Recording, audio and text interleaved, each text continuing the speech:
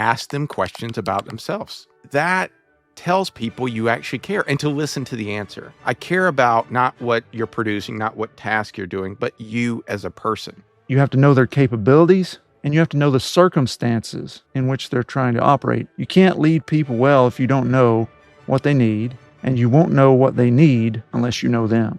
People reveal themselves in consistency. Notice when they're energized, when they're stressed, when they thrive.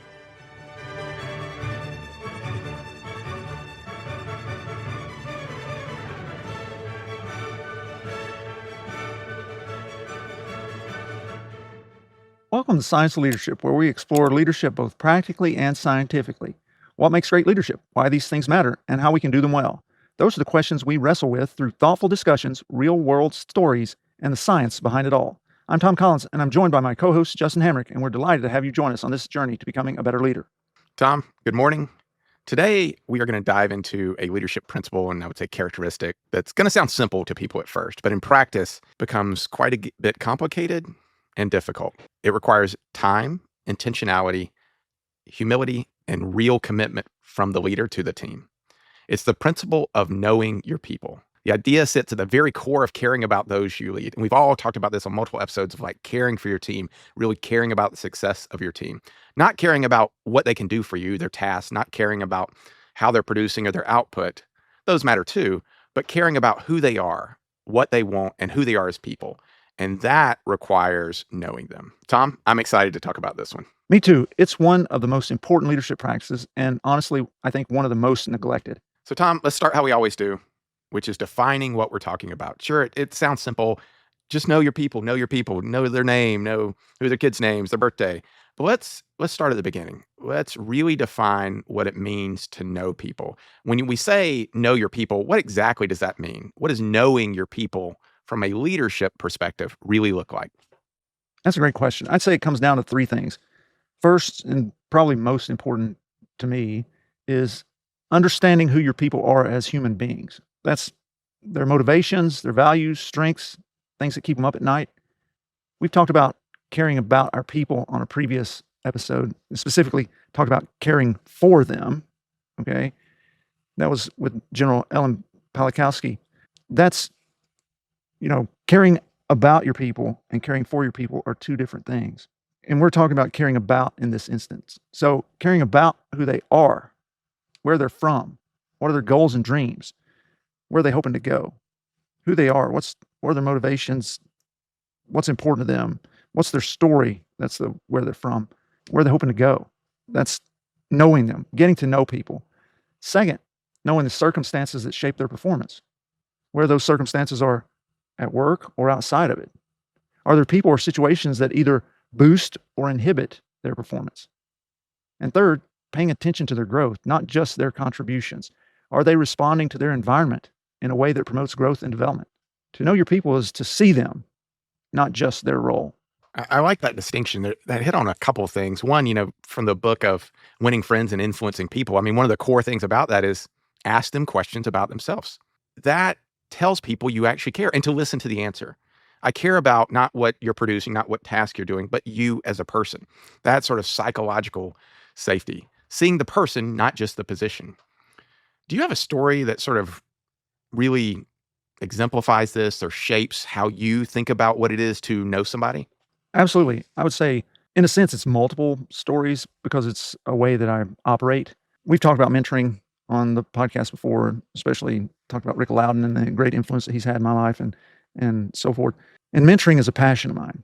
Like I really find so much fulfillment in trying to help other people reach their goals and dreams and become great, achieve great things that sometimes I didn't even believe that they could achieve. That really fuels me. And so this idea that I'm going to share comes out of that space. So whenever someone comes to me and wants to start a mentoring relationship, whether that's for research or for just career mentoring or whatever it is, I like to, if we can, I like to set a time aside of about 2 hours to get to know them. Like just sit, usually like in my office or we'll meet somewhere. And when we start talking, the first thing that I say is, tell me your story. And in academic medicine, most of the time people think that I'm saying, Tell me where you went to medical school. Recite your CV to me. Where did you do your residency? All that sort of stuff. And I'm really, that's fine and dandy, but that's not really what I'm asking. I always have to stop them and say, no, tell me your real story. Where'd you grow up? What's your family like? What are your hopes and dreams? What's your story? And most of the time people are taken aback because sadly, it's often the first time that someone in that setting has actually cared enough to even ask. So they don't know how to respond. That's why they could just go to the default of, I went to medical school at X, I did my residency at Y, whatever it may be. I tell them, look, if I'm going to help you to achieve your best, I have to know you. I have to know your story. I have to know what you want to achieve, where you have difficulties, those sorts of things, so that we can overcome them together. We can build a strategy so that you can accomplish those things. And usually after that, they see that, no, this guy is serious, that he actually wants to know something about me. And they start telling me their story. And it's striking to me, amazing, really, how often people become emotional. Pretty soon after that, they'll start telling me some part of their story that wells up this significant amount of emotion because I actually took the time to ask and to listen intently to learn who they really are. And I enjoy getting to know them. It's vital for me, as I said, if I'm going to help them. But on the human level, it fosters relationship in such a way that it's hard to quantify. I mean, we've talked about the importance of listening before, but think about somebody saying, tell me about you, and taking the time to sit and listen and really appreciate it and actually want to know about you. In this day and age, when people don't take the time to do much at all, they're doom scrolling and foolishness, or whatever, latest TikTok craze or something, watching some crazy short on YouTube from a leadership podcast, whatever it is, right? How valuable does it make you feel? I mean, just, as you're sitting there, think about it. How valuable would it make you feel if somebody said, I want you to just tell me about you for 2 hours? And they sat there and listened. How much of a strengthening of a relationship would that create? How much trust would that begin to develop? And all the things that go with that. That's an example of I've done that so many times, a way that I really try to know my people. Let me pause here for a second and remind our listeners that my book, The 4 Stars of Leadership, is now available on Amazon, Barnes & Noble, and essentially all online outlets. It's getting rave reviews, and I'm certain you will find it not only informative, but also inspiring. So I hope you'll order your copy today. Now let's get back to this interesting conversation. I think it's interesting how much that dovetails into something we've talked about before, which you mentioned was listening. Listening, really caring about the answer, really like true listening, telling them your answer matters. And it really does create that trust in a leader that we're looking for, that characteristic of trust that we've talked about before. I'm also struck by what we mentioned on a previous episode of owning the blame and giving the praise to your team. You have to know the person to give them appropriate praise. And by praise, I mean reward too. Some people, public recognition, huge thing for them, huge motivator. Maybe somebody you're like, listen, I really appreciate what you've done for this research project. I want you to present this at a national meeting. One person, that would be what they're really looking for. Another person, maybe who hates getting in front of people, hates giving presentations, hates talking. If you give them the same reward, you're actually punishing one of them because you didn't know them, because you didn't know about them. Like you said, you didn't know their aspirations. Maybe one person's aspirations is to give national talks, to present meetings. And another person is, hey, I actually want to write the paper. That's what I want. I want that. But standing in front of a group and giving a talk at a meeting is terrifying to me. I can't believe you don't know that about me. That is not a reward. That's a punishment. And the only way you would know that would be if you knew them. You already knew them. You've already got to know what makes them tick. What do they want? Because otherwise, you're just taking your own values and putting it on them. That's so important. This idea of knowing people and how they like appreciation and so on. And you're just hitting on, you can damage the relationship if you don't know those things that are important to people. Somebody who's an introvert doesn't like to be brought up on stage or whatever, and you're bringing them on stage, yeah, Yep. highest sales or whatever it may be. And so there's a book. Originally, it was the 5 Love Languages Gary Chapman wrote, and they actually have like 5 love languages for work or something like that. I believe I've read it at some point in the past, but that might be something worth for our listeners, and we can put a link in the description. But a book that folks may want to look at because it discusses this very point that Justin's making of understanding people in this regard. Do they like to be put in front of everybody and acclaimed? Do they like just a written letter to say, hey, great job? Do they like somebody just coming up beside them saying, you really did well in that presentation, you were well prepared, whatever it may be? Do they like a bonus check, whatever, sorts of things? So anyway, that's an idea that you may want to explore, is this book, 5 Love Languages of the Workplace, I think it is. I may be getting that wrong, but anyway, as I say, we'll put that in the description. But great point on this, Justin. Really important. Yeah, I mean, there's so many examples online of people getting this wrong, right? Like the team does something really good and the leader gives them a pizza party. Hey, great job. We gave you a pizza party. And they're like, okay, that's an example of somebody not understanding the values of their team. Hospitals are terrible about this. Like, hospitals get this wrong so often. They'll say, okay, we're going to recognize our people, right?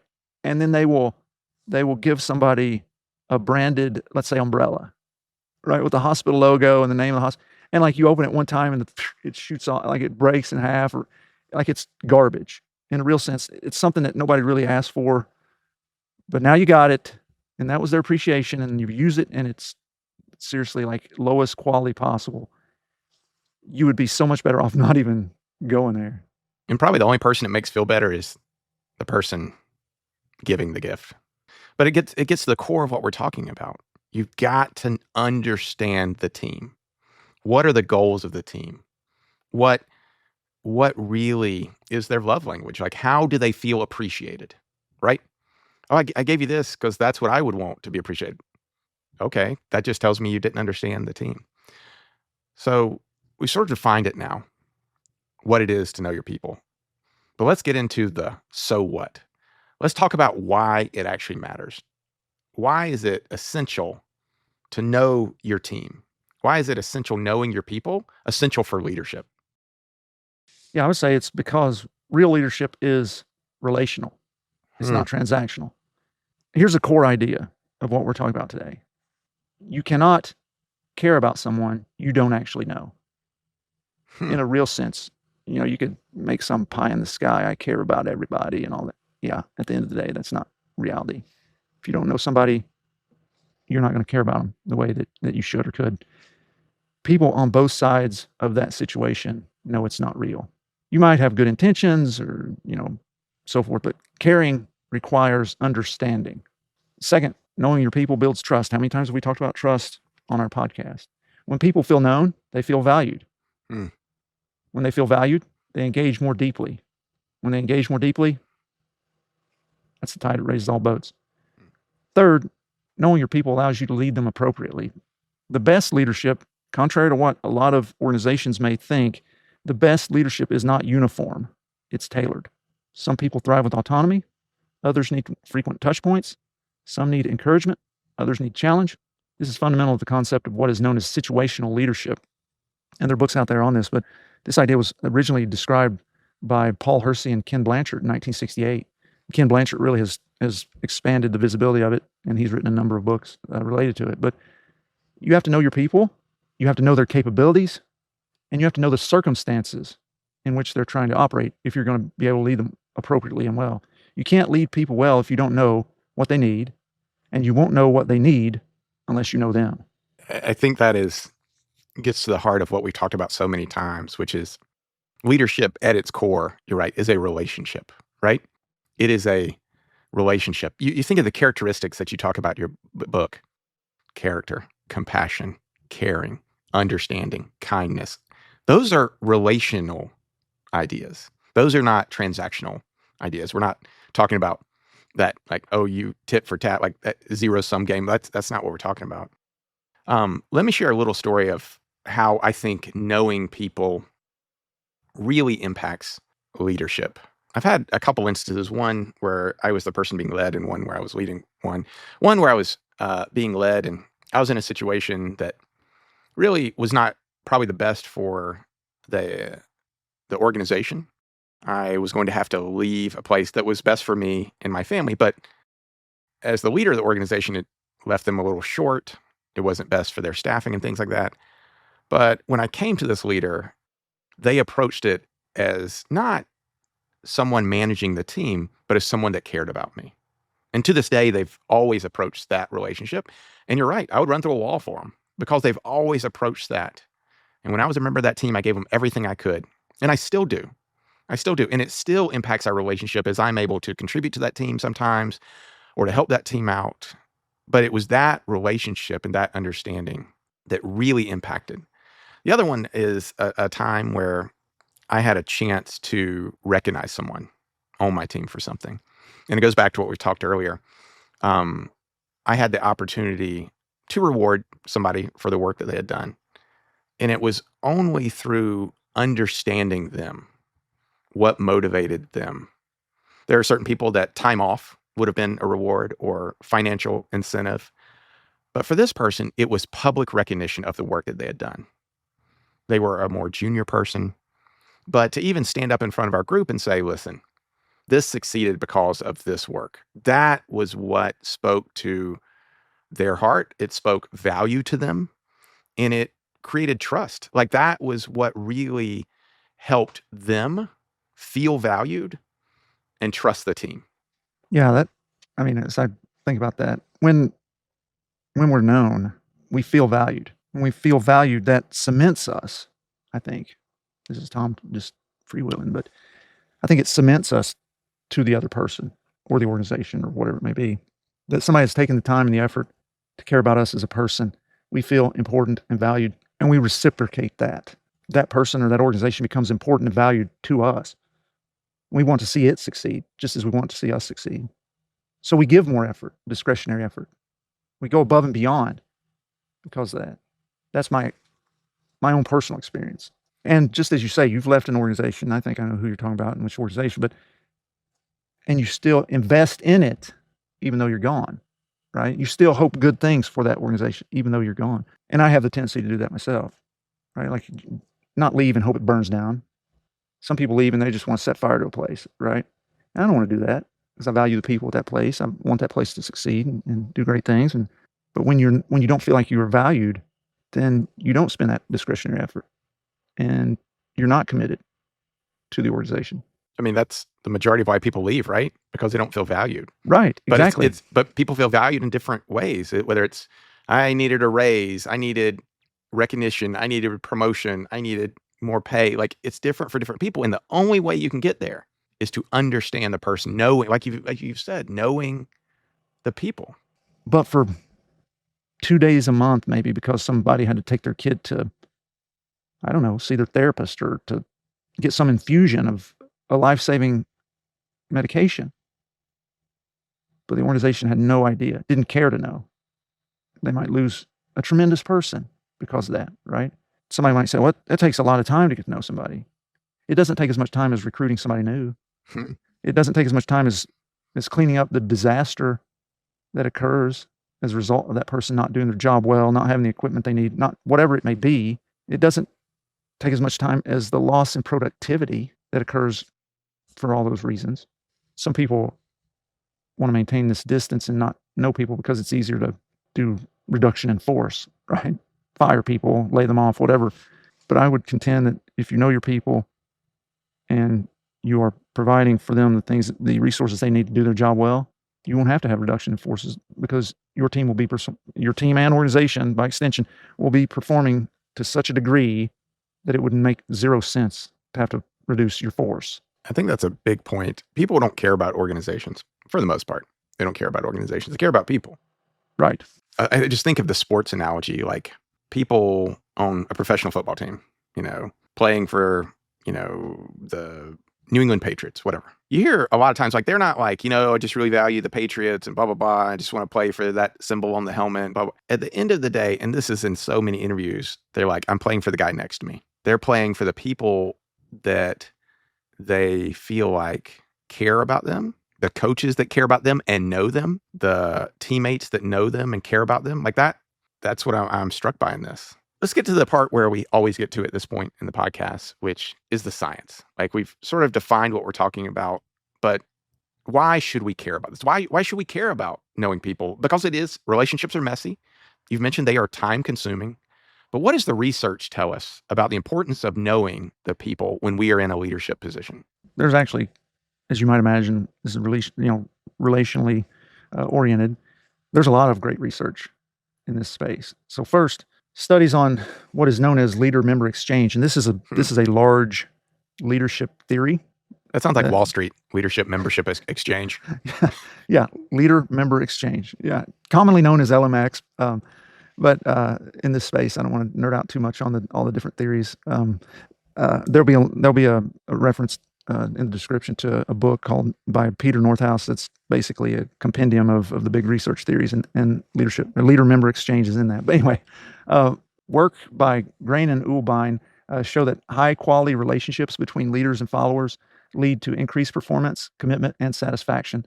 Those relationships depend on genuine familiarity and trust. So that's one thing. Second, some of Amy Edmondson's research on psychological safety shows that people speak up more, innovate more, and collaborate more when they feel known and valued, not invisible or interchangeable. Third, what's called self-determination theory by DC and Ryan tells us that human beings have 3 core needs at work. The first is competence, second is autonomy, and the third is relatedness. And that last one, relatedness, is the need for meaningful interpersonal connection. Leaders who know their people meet that need, and that fuels greater engagement and performance. And finally, studies on organizational commitment by Meyer and Allen show that employees are significantly more committed to leaders and their organizations when leaders develop personally meaningful connections with them. So the science is crystal clear that knowing your people is not just some soft skill, it's a performance driver. It's amazing how consistent the science and evidence is on that point. I want to go back to the first point that you made and sort of delve into that a little bit and go on a little side quest here. You mentioned high quality relationships in that first study. How did the authors define high quality relations, and how would you define high quality relationships? Because I think that's what is we're getting to the core of, like, there's knowing people. I know their name, I know where they're from. Is that all there is with a high quality relationship, or what in that paper or in your own experience? What does that mean to have a high quality relationship? Yeah, I think that there's, as far as how they operationalize that, I can't recall exactly what their operationalization was, but drawing on all the various studies, the books and so forth that I've read and so on, high quality is that there is one-on-one engagement, that there is knowing more than just superficial sorts of characteristics about somebody, that there is taking the time to interact in more than just those cursory manners. So I would say that would be a fairly common operationalization of that variable, if you will. Let's move on to, now that we know what it is, we know that the science is crystal clear on the value of it. Let's move to the practical. So now what?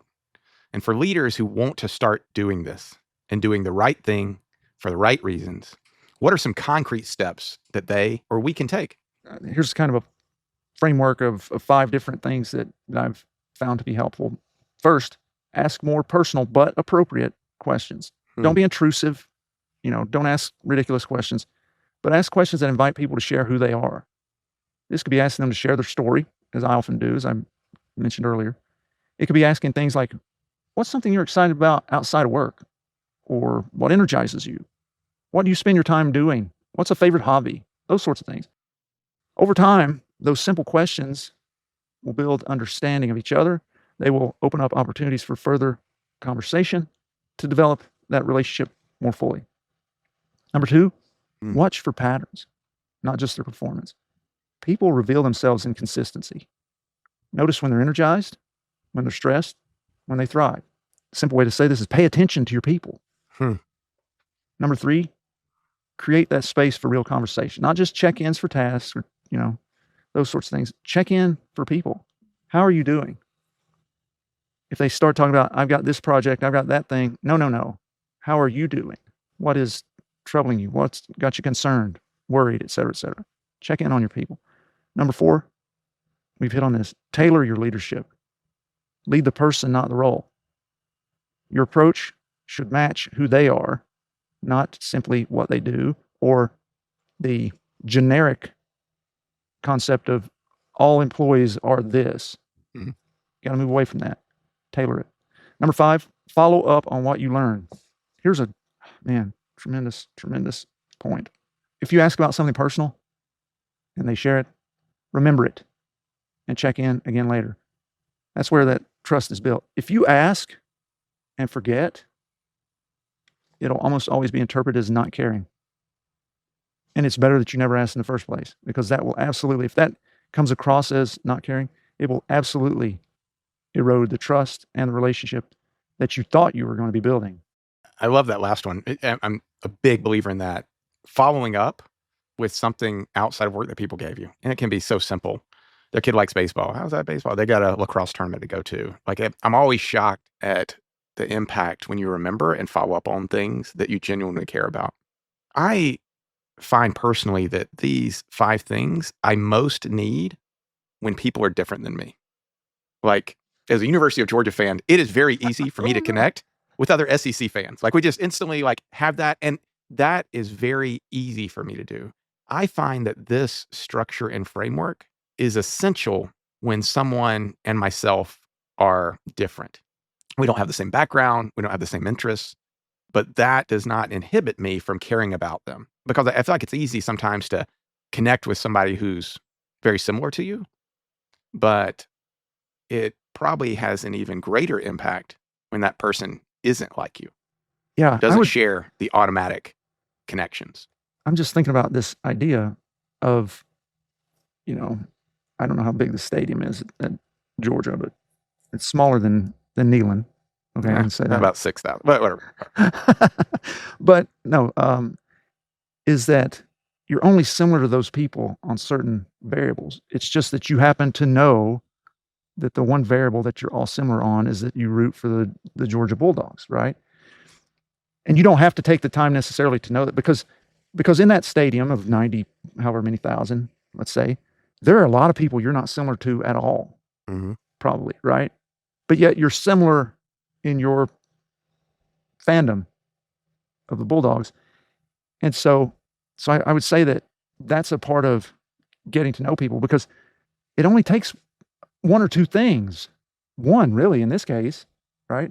University of Georgia, to unify everybody. That suddenly they're hugging each other and sharing beers or whatever. And so, I mean, those people are wearing it on their shirt. Yep. But in the day to day, it only takes getting to know somebody, just a little bit of effort, I think, can make a huge impact to that end, if we think about it like that. I'm struck by the only way you can get to a shared connection with the people you're leading is by knowing them. Like, yes, you'll have a connection of, we work on the same project, we do the same job, we have this, but to have a shared connection that both of your sons play baseball and they're about the same age, or both of your sons like Pokemon, or both of your daughters do gymnastics, or both of you like to play pickleball. The only way, outside of, like you said, wearing a University of Georgia t-shirt and be like, oh, I reckon, without it, you have to know them. You have to know the person to have that shared connection. And that shared connection is such an easy way to establish a meaningful relationship with somebody. So, Tom, I'm going to come to one last question. Yeah. What's the one leadership lesson that you've learned through knowing people, or about knowing your people, that has stuck with you throughout your career? I would say that people remember the moments when they felt seen and valued. You can get 1,000 things right as a leader, but the moments people talk about years later are the moments when a leader understood who they were and cared about it. Wow.